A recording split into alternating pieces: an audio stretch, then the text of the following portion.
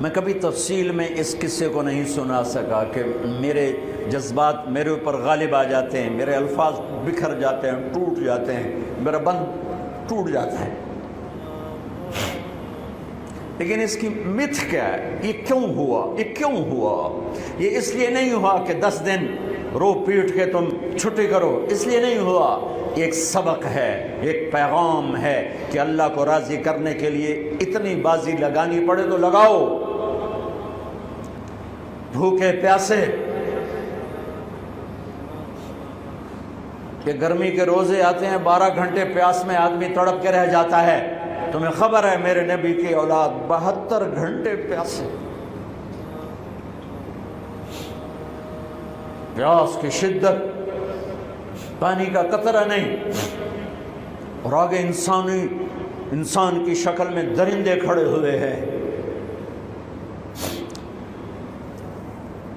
جب سارے جان نثار شہید ہو گئے، تھوڑا سا سنا بھی دیتا ہوں، جب سارے جان نثار شہید ہو گئے تو پیچھے اہل البیت رہ گئے۔ اہل البیت، سب سے پہلے شہید کا نام بتاتا ہوں، مسلم بن اوسج، جو امام صاحب کے، امام علی مقام کے قافلے میں جو پہلے شہید ہیں، مسلم بن اوسج۔ اور ان کی طرف سے جو 2 پہلے قتل ہوئے، سالم اور یسار، اور ان کو قتل کرنے والے تھے عبید اللہ بن عمیر الکلبی۔ ایک ابن زیاد کا غلام تھا، ایک ربیعہ بن زیاد کا غلام تھا۔ وہ دونوں نکلے تو اس کے مقابلے کے لیے بربر بن خضیر اور حبیب بن مطاہر نکلے حسین علی مقام کے لشکر سے۔ تو عمیر بن وہب کلبی وہ کوفے سے اٹھ کے آئے تھے، کوفے سے بیوی سمیت آئے تھے، بیوی کا نام ام وہب، حبشی تھے۔ کہنے لگے مجھے اپنے اوپر قربان ہونے تھے، میں اکیلا ان دونوں کو کافی، ان دونوں کو ہٹا دے۔ اور ننگے بدن تھے، ننگے بدن، جسم پہ کچھ نہیں۔ کہا میں تو مرنے ہوں، میں کیوں زیرہ پاما جو میں جیونا ہے، میں تو مرنا ہے۔ ننگے بدن تھے۔ تو ان کی بیوی نے کہا ان کو جانے دیں، ہم دونوں نے آپ پر قربان ہونے کی نیت کی ہوئی۔ ہم نے کہا اچھا اللہ تجھے جزا خیر دے، جاؤ۔ تو اس اکیلے نے دونوں کم بختوں کو جہنم میں پہنچا دیا، سالم اور یسار۔ تو ان میں سے ایک آدمی بولا ہوئے یہ مرنے آئے ہیں، اگر اکیلے لڑو گے تم سب کو مار دیں گے، اور تسی تو جیون دے طلبگار ہو، مرن دے طلبگار ہیں۔ مرن والے نو مارنا کوئی سوکھا کام ہوندا ہے؟ وہ ان پر کٹھے حملہ کرو۔ پھر حملہ عام ہوا تو پہلے شہید ادھر سے مسلم بن اوسج، جب وہ گر رہے تھے تو کہہ رہے تھے حسین کی حفاظت کرنا جب تک سانسوں میں سانس باقی۔ آپ کے لشکر میں ادھر زہیر بن القین، یعنی رائٹ سائڈ پر زہیر بن قین ایک چھوٹا جھنڈا، لیفٹ سائڈ پر حبیب بن مظاہر ایک جھنڈا، درمیان میں آپ کے بھائی عباس بن علی جن کے ہاتھ میں بڑا جھنڈا تھا، اور بڑا نشان کا جو علامت تھا وہ عباس بن علی کے درمیان میں تھا۔ 32 گھوڑ سوار تھے اور 40 پیدل تھے۔ جب انہوں نے پہلا حملہ کیا تو 32 نے 3000 کا منہ پیچھے کر دیا۔ تو ابن زیاد نے کہا پہلے ان کے گھوڑوں کو مارو، ان کے گھوڑوں کو مارو۔ تو 500 تیر اندازوں نے کٹھے ان کے گھوڑوں پہ تیر چلائے تو سب کے گھوڑے گر کے ختم ہو گئے۔ پھر ساری پیدل ہو گئے، تو پھر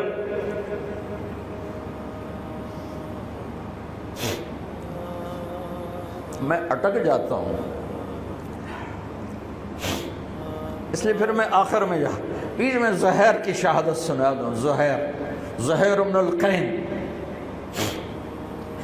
جب نماز کا وقت آیا، ظہر کا وقت داخل ہوا تو آپ نے اشارہ کیا زہیر یہ شمر سے کہو نماز پڑھنے دے۔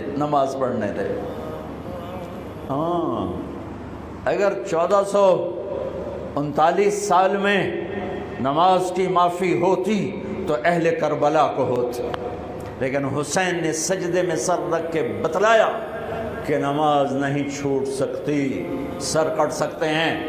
تو انہوں نے آگے ہو کر کہا کہ بھائی نماز کے لیے جنگ روکو۔ تو کوفی لشکر کا ایک سردار تھا حسین بن نمیر، اس نے کہا تمہاری تو نماز قبول ہی نہیں ہوتی۔ تو انہوں نے کہا لعنت تجھ پر، تیری نسلوں پر، جس گھر کی تو فعل نماز ملی انہی کی نہیں ہوتی اور تمہاری ہوتی ہے. تو واپس آ کر کہنے لگا کہ وہ نماز کی اجازت نہیں دے رہے. فرمایا نماز تو نہیں چھوٹے گی نا. یہ فیصل آباد والوں کو نہیں، 7 بر اعظم کے ایمان والوں کو پیغام ہے کہ زیر خنجر بھی یہ پیغام سنایا ہم نے. نماز نہیں چھوٹ سکتی، نماز نہیں چھوٹ سکتی. اللہ کی قسم کوئی مسئلہ نہیں تھا اگر یہ چھوڑ دیتے. جنگ سے پہلے آنکھ لگ گئی، آنکھ کھلی تو ہنس پڑے. بہن نے پوچھا ایک ایڑا ہاسے دا ویلا ہے، موت سر تے کھلوتی ہے. فرمایا بہن ابھی اللہ کے نبی کو خواب میں دیکھا ہے، کہہ رہے ہیں بیٹا میں لینے کے لیے آ چکا ہوں. موجوں ہو گئی، لینے کے لیے آ چکا ہوں. چھوڑ دیتے تو پھر گلستان کالونی والوں کو بھی گنجائش مل جاتی، چھٹی جا سکتی ہے. 6 بر اعظم کے انسانوں کو پیغام دیا کہ ٹکڑے ٹکڑے ہو جاؤ، نماز نہیں چھوڑ سکتی. فرمایا آدھے نماز پڑھو آدھے جنگ کرو، صلاۃ خوف. آدھوں نے نماز پڑھی آدھوں نے جنگ کی. 15-20 تو پہلے شہید ہو چکے تھے. پھر آدھوں جنہوں نے نماز پڑھی تھی انہوں نے جنگ کی اور دوسروں نے جا کے نماز ادا کی. عصر سے پہلے سب. جب زہیر گرنے لگے تو انہوں نے حضرت حسین کے کندھے پر یوں ہاتھ مارا. گرتے گرتے اقبل ہدیت ہادیا مہدیا اليوم تلقى جدك النبي حسنا والمرتضى عليا والشهيد الجعفر الكمية وأسد الله المحيا. ہاں آگے بڑھ، تیرے لیے تیرا نانا پھولوں کے ہار لے کے کھڑا ہوا. آگے بڑھ، آج تیری ملاقات کا دن ہے.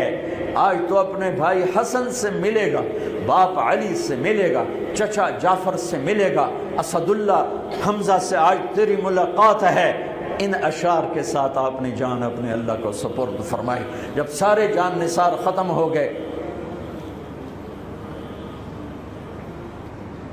اب اہل البیت کی باری آئی تو سب سے پہلے آپ کے بیٹے علی الاکبر نے تلوار اٹھائی. گا ابا جان آپ سے پہلے مرنا چاہتا ہوں،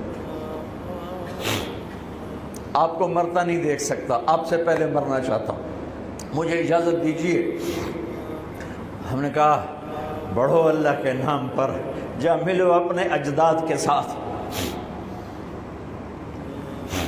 تو بڑے حسین تھے علی الاکبر. جس طرف گئے وہ آگے آگے، کوفی آگے آگے، یہ پیچھے پیچھے. تو 1 اور 3,000 کیا مقابلہ تھا. آخر خاک و خون میں لوٹائے گئے، تڑپ کے گرے. تو پھر حسن کے بیٹے قاسم کا چچا میں نہیں جانا، اس قافلے میں، اس حسینی قافلے میں اہل البیت وہ 17 قتل ہوئے. ان میں سب سے حسین قاسم تھے، قاسم بن حسن. قاسم بن حسن جب ان پر تلوار کا وار پڑا تو ان کا ہاتھ کٹا اور نیچے گرے تو انہوں نے کہا یا اماں، ہائے چچا. تو حضرت حسین زخموں سے چور ہو چکے تھے، لیکن جس سے بجھتی شمع بھڑکتی ہے اب زخمی شیر کی طرح لپکے اور کائی کی طرح مجمع کو چیرا. جب وہاں پہنچے تو وہ ایڑیاں رگڑ رہے تھے اور خاک و خون میں لت پت تھے. تو اٹھا کے سینے سے لگایا. ان کی آخری ہچکیاں ان کے سینے پہ ختم ہوئیں. کہنے لگے بھتیجے آج تیرا چچا بڑا بے بس ہے، آج وہ تیری مدد کو نہیں آ سکتا ہے، لیکن ایک دن آنے والا ہے جب تیرے نانے کی عدالت میں فیصلہ ہوگا. پھر ان کی لاش کو اٹھایا.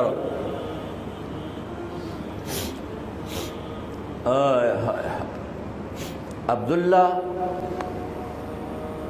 بن حسن، ابو بکر بن حسن، قاسم بن حسن، علی بن حسین لاشیں پڑے ہوئے ہیں. عبداللہ بن عقیل، عبد الرحمن بن عقیل علی کے بھائی لاشیں پڑے ہوئے ہیں. اپنے بھائی عباس بن علی، محمد بن علی، عبداللہ بن علی، عثمان بن علی، ابو بکر بن علی اور حسین بن علی، 5 بھائی پہلے لاشیں پڑے ہوئے ہیں۔ اون بن عبداللہ بن جعفر، محمد بن عبداللہ بن جعفر، عبد الرحمن بن مسلم بن عقیل، جعفر بن مسلم بن عقیل، عبداللہ بن مسلم بن عقیل، عبداللہ بن ابو سعید بن عقیل، یہ سب اہل البیت ہیں جن کے لاشوں کے انبار ہیں۔ اور آخر میں ایک بچہ 2 سال کا عبداللہ، آپ کو خواب و خیال بھی نہیں تھا کہ اس بچے پر بھی کوئی اس طرح کا ظلم و ستم ڈھائے گا، تو آپ جب اکیلے رہ گئے تو آپ نے کہا عبداللہ کو بھیجو۔ آخری ملاقات بیٹے سے، تو اس کو سینے سے لگایا، چوم کے یہاں بٹھایا، ابھی تقدیر کا کچھ امتحان باقی تھا۔ 2 سال کا بچہ، شامی لشکر سے بنو اسد کا ایک بنو ابن الموقد، اس نے تیر جو چلایا خطا بھی جا سکتا تھا، یہاں آ کے لگا اور پار ہو گیا، بچے کی گردن ایسے ڈھلک گئی، یہاں امام علی مقام۔ ارے بھائی،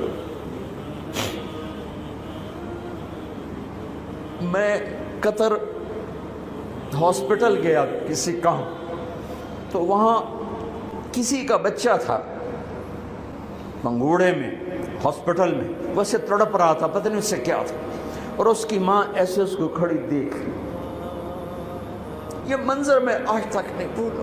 اس ماں کے چہرہ، صرف اس کی آنکھیں نہیں رو رہی تھی، مجھے اس کا سارا وجود روتا ہوا دکھائی دیا۔ اس بچے کے اوپر ڈاکٹر کھڑے ہوئے ہیں، اچھا نہیں کیا، مجھے نہیں پتا اس کو کیا تھا، وہ ایسے بے قرار ہو کے تڑپ رہا تھا۔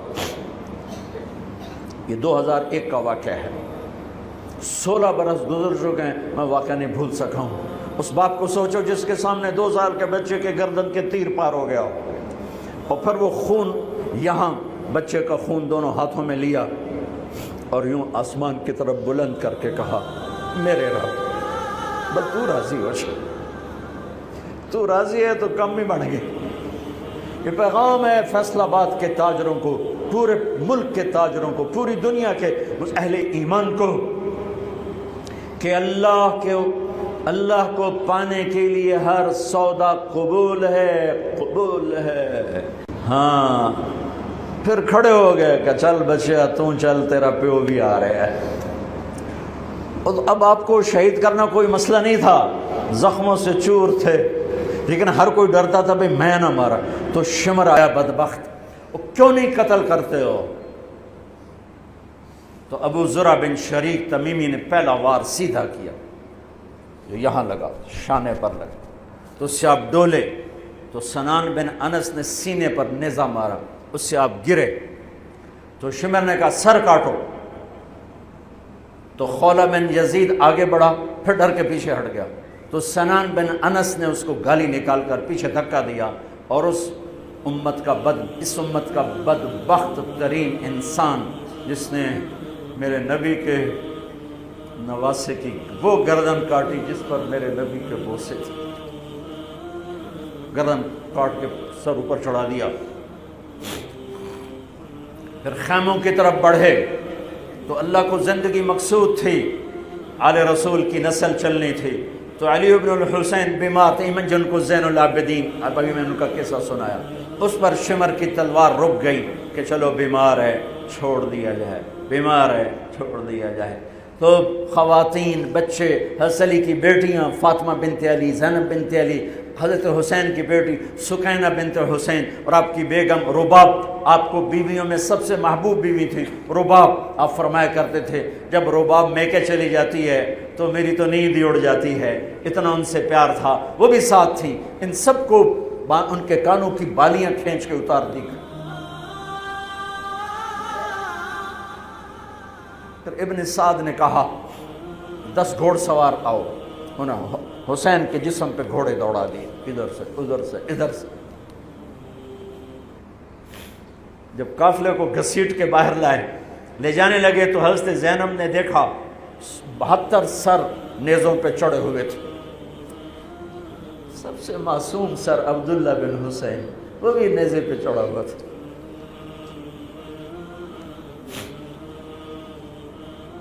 ہم نے کربلا کو افسانہ بنا دیا، یہ کمائی کا ذریعہ بنا لیا۔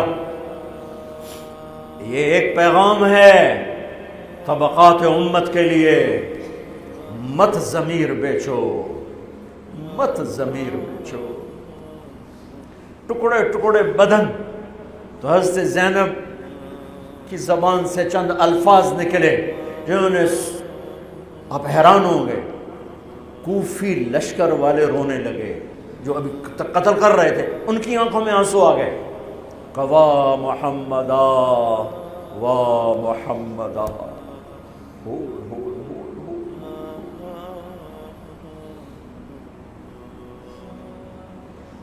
اے محمد مصطفیٰ، اے محمد مصطفیٰ، ھذا حسین بالعراء مزمل الدماء مقطع الاعضاء، وا محمدا وا محمدا، اے محمد مصطفیٰ، اے محمد مصطفیٰ، بناتک السبایا ذریتک مقتلہ تصفی علیہا الریاح۔ آج حسین کی بارات ہے محمد مصطفیٰ، آج تیرے نواسے کی بارات ہے، آج اس نے اپنی بوٹیوں کا ہار گلے میں ڈالا ہے، اپنے خون کے قطروں سے بنا ہوا لباس پہنا ہے، آج وہ سرخ جوڑے میں بڑا حسین نظر آ رہا، آج وہ سرخ جوڑے میں بہت پیارا لگ رہا، اس کا جسم بکھرا ہوا ہے، اس کی بوٹیاں بکھر گئیں، اس کے بدن کے ٹکڑے ٹکڑے ہو گئے، آج اس کا لاشا پڑا ہے۔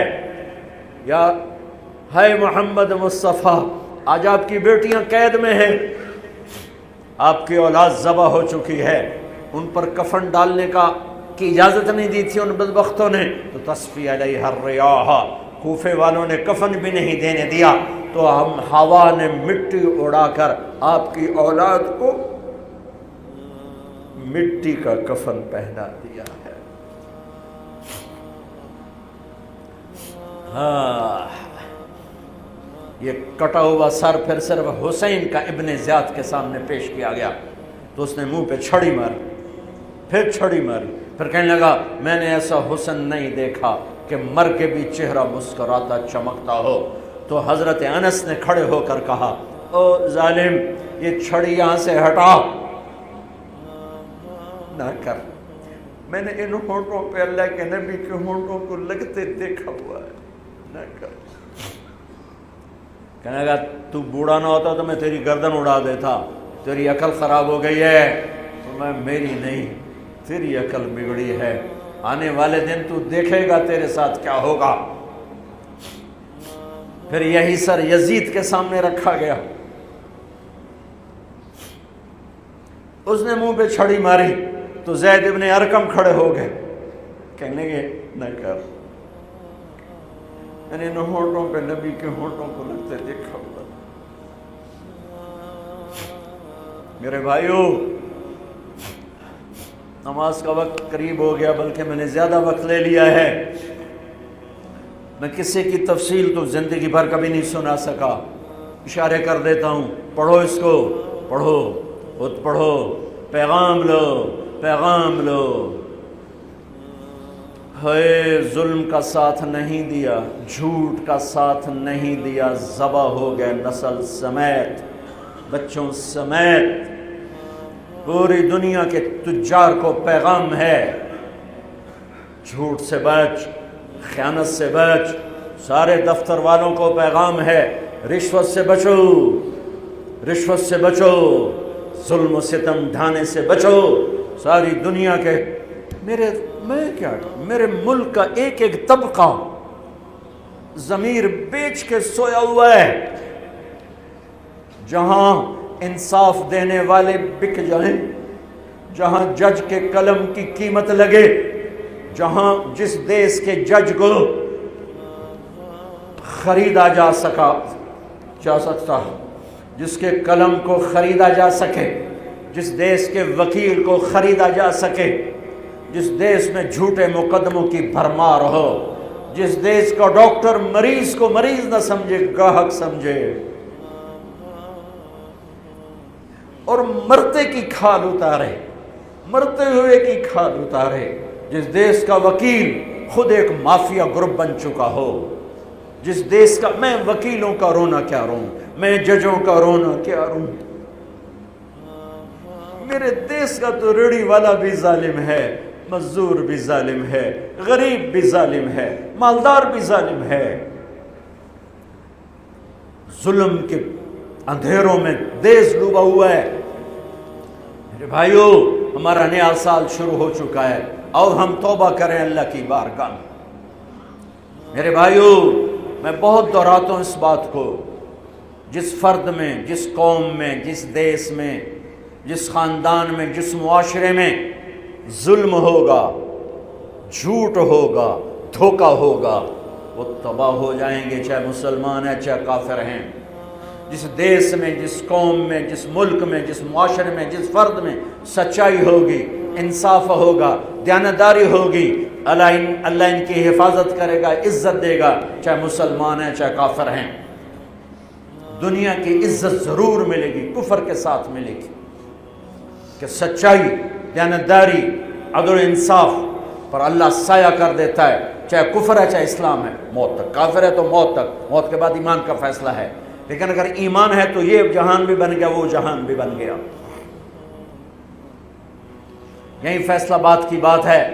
میں صبح نکلا، سیر کر کے واپس آ رہا تھا، مجھے دور سے ایک ریڑھی والا نظر آیا، سفید داڑھی، پگڑی، تو مجھے بڑا اچھا لگا کہ عام طور پہ ریڑھی والوں کا یہ حلیہ نہیں ہوتا ہے، تو لہٰذا دور سے میری نظروں میں جچ گیا۔ جب میں قریب سے گزرا تو میں نے پھر اس کو ایسے دیکھا، تو میں نے دیکھا وہ رو رہا تھا، ایسے خاموش آنسو، ساز خاموش ہیں فریاد سے معمور ہیں ہم، اور ایک ہاتھ ریڑھی پر تھا، ایک ہاتھ پیٹی پر تھا، جو کوئی پیٹی لایا تھا، اور ایسے رو رہا تھا، ایسے رو رہا تھا۔ تو میں رک گیا، میں نے کہا بزرگو خیریت تو ہے، آپ کیوں رو رہے ہیں؟ تو اس نے مجھے کوئی جواب نہیں دیا، اس نے پیٹی ایسے اٹھا دی میرے آگے، تو وہ پیٹی سیب کی تھی، اس کے اوپر سیب ٹھیک تھے، نیچے سارے گلے ہوئے سیب تھے، تو سارے سیب ایسے بکھر گئے۔ یہ پیٹی میں سیب بھرنے والا نہ تو وکیل ہے، نہ تو ڈاکٹر ہے، نہ تو بھوانے بازار کا تاجر ہے، نہ وہ سیشن کورٹ کا جج ہے، نہ وہ کوئی ڈی سی او ہے، نہ وہ کوئی تحصیلدار ہے، وہ مزدور ہے، غریب آدمی ہے۔ غریب کا ظلم بتا رہا ہوں۔ تو جب سیب بکھرے تو میں اس کو دیکھوں، سیبوں کو دیکھوں، مجھ سے کہنے لگا، کوئی اردو سپیکنگ تھا، پنجابی نہیں تھا، اردو سے کہنے لگا، بیٹا میں بہت غریب، اس کی بہت، اور جب اس نے زور ڈالا نا، میں بہت غریب، انہیں ایسے لگا مجھے جیسے کسی نے چھری سے میرا کلیجہ چیر کے ڈالا، میرے آنسو نکل پڑے، میں اب رو رہا ہوں۔ اس واقعے کو 30 سال گزر چکے۔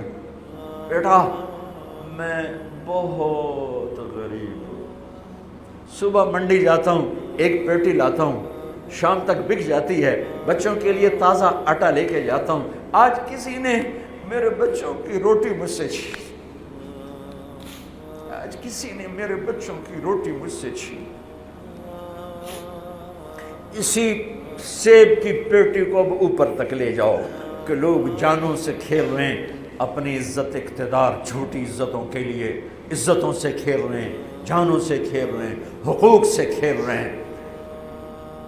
یہاں ایسے ضمیر بکتے ہیں جیسے بھیڑ بکریاں بکتے، یہاں ایسے زبان کے بول بکتے، اے نہیں کسائیاں کول جاؤ تو سری دے وے زبان بھی آیا تو سر بھی آیا، یہاں ایسے دماغ بکتے ہیں جیسے بکرے کی سری بکتی ہے، ایسی زبانیں بکتی ہیں جیسے بکرے کی زبان بکتی ہے، ایسے ضمیر کے سودے ہوتے ہیں جیسے بھیڑ بکریوں کے سودے ہوتے ہیں۔ اور میری جیب خالی تھی، میرے پاس کچھ بھی نہیں تھا، میں تو ایسے صبح نکلا تھا، مجھے اتنا صدمہ ہو کہ ہائے کوئی میری جیب اتنے پیسے تو ہوں دیتے، بابے دی پیٹی جو کے پیسے تھے انہوں میں دے ہی دیندہ۔ آج تک مجھے یہ دکھ رلاتا ہے لا دو سارے پنجاب سے وہ کراچی سے لے کر خپلو تک گلگت تک سب کچھ یہی ہو رہا ہے. روتے ہیں حسین کو کھڑے ہوئے ہیں یزید کے ساتھ، روتے ہیں آل رسول کو کھڑے ہوئے ہیں شمر کے ساتھ، ابن زیاد کے ساتھ. ان مگرمچھ کے آنسوؤں کی میرے رب کی بارگاہ میں کیا قیمت ہے؟ میرا معاشرہ ظلم و ستم میں ڈوب چکا ہے. کہتے کہتے کہتے کہتے عمر بیت گئی. بھائیو جتنے بیٹھے ہو اتنے تو توبہ کریں ہم کہ آؤ بھائی آج ہم اپنے اللہ کو راضی کرنا اپنی زندگی کی منزل بنائیں، اپنی زندگی کا مقصد بنائیں. ظلم سے نکلو، جھوٹ سے نکلو، بہتان سے نکلو، رشوت سے نکلو، حرام سے نکلو، شراب سے نکلو، زنا سے نکلو، بدکاری سے نکلو، فحاشی سے نکلو، جوئے سے نکلو، جھوٹے مقدموں سے نکلو، جھوٹی گواہیوں سے نکلو.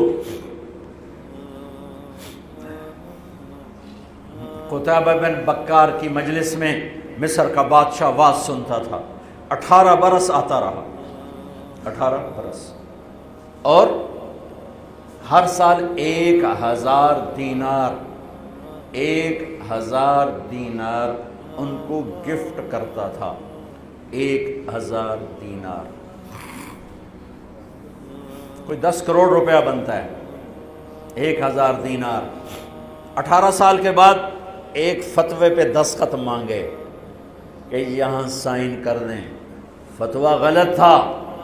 انہوں نے کہا مولوی نو 18,000 دینار دیتے کیوں نہیں کرے گا؟ انہوں نے فرمایا یہ تو شرعاً خلاف ہے، میں کیسے دستخط کروں؟ وہ کہنے لگا کرنے پڑیں گے. کہا میرا ضمیر نہیں تم ایسے خرید سکتے، میں نہیں کروں گا. کہنے لگا میرے 18,000 دینار واپس کر. 18,000 دینار اربوں روپیہ بن چکا ہے. انہوں نے کہا مولوی بھکھا ساڈا کھاوے تے ساڈے اگوں سر چاوے. کہنے گے ٹھیک ہے. گھر گئے، 18 تھیلیاں 1000 دینار کی. ان کے رسی بھی گرا بھی نہیں کھولی تھی. گرا پہ سرکاری مہر ہوتی ہے، وہ مہر بھی نہیں ٹوٹی ہوئی تھی.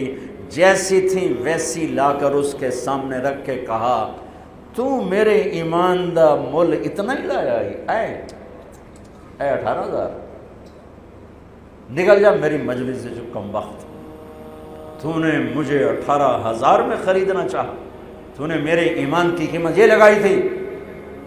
جیسے وہ پڑا تھا اس کے منہ پہ مار دیا. بھائیو ایسا اللہ سے ایمان مانگو، ضمیر مانگو جو اللہ پہ تو قربان ہو لیکن ان سکوں پر نہ بک جائے، ان ٹھیکروں پر نہ بک جائے. نیت کرتے ہو سارے؟ توبہ کرتے ہو میرے ساتھ؟ کہو یا اللہ میری توبہ، پھر کہو یا اللہ میری توبہ، پھر کہو یا اللہ میری توبہ. کی ہے تو اللہ کے ہاں قبول ہے، چونکہ میرے رب کو توبہ جیسے پسند ہے. سبحان اللہ. اور میری تمہاری تو عمر ہی کوئی نہیں ہے. میرا رب کہتا ہے میرا بندہ اتنے گناہ کر کہ زمین سے اٹھا کر آسمان کی چھت کو لگا دے، یہاں سے اٹھا کر آسمان کی چھت کو لگا دے، پھر صرف ایک دفعہ کہنا یا اللہ معاف کر دو، میں ساری معاف کر دوں. ہمارے گناہوں کی تو حیثیت ہے کوئی. میں نے مینچسٹر میں بیان کیا، آخر میں ایسے توبہ کروائی تو ایک نوجوان آ گیا، لاہور کا تھا. کہا جی مولانا صاحب یہ گناہ معاف ہو گئے سارے؟ میں نے کہا ہاں. یہ توبہ پہ ہو گئے؟ واقعی ہو گئے؟ میں نے کہا بالکل. جی میں نے بہت گناہ کیے ہیں، سارے معاف ہو گئے؟ میں نے کہا بالکل ہو. جی میں نے بہت کیے ہیں. میں نے کہا بیٹا تیری تو عمر ہی کوئی نہیں، تو نے کتنے کیے ہوں گے؟ تو رب کی رحمت کو جانتا نہیں. ہمارے بر صغیر کا معاملہ ڈراتے زیادہ ہیں.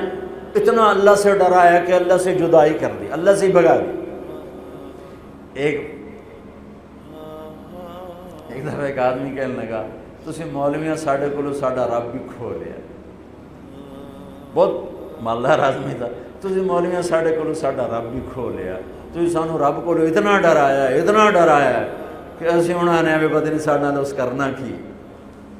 میں کہا یا یار میں تو نہیں ڈرا، تمہیں تو خوشخبری دو بھائی، اللہ کے پاس آ جاؤ، اللہ کے پاس آ جاؤ، نہ کہیں جہاں میں امان ملی، جو امان ملی تو کہاں ملی، میرے جرم خانہ خراب کو تیرے عفو بندہ نواز۔ اور کوئی راستہ ہے؟ اللہ کو مناؤ، ایک بول پہ مانتا ہے، ایک بول پہ مانتا ہے، ایک آنسو پہ مانتا ہے، پھر ٹوٹ جائے پھر کر لینا، پھر ٹوٹ جائے پھر کر لینا۔ اور یہ تبلیغ کا کام، اس کو سیکھنے کی محنت ہے، اللہ ہمت دے تو ٹائم لگانا۔ نیا سال شروع ہو رہا ہے، کسی سے لڑے ہوئے ہو صلح کرو، کسی کا حق مار کے بیٹھے ہو واپس کر دو، نہیں کرنے کی طاقت تو جا کے معافی مانگ لو کہ جب ہوگا میں دے دوں گا، جب ہوگا میں دے دوں گا۔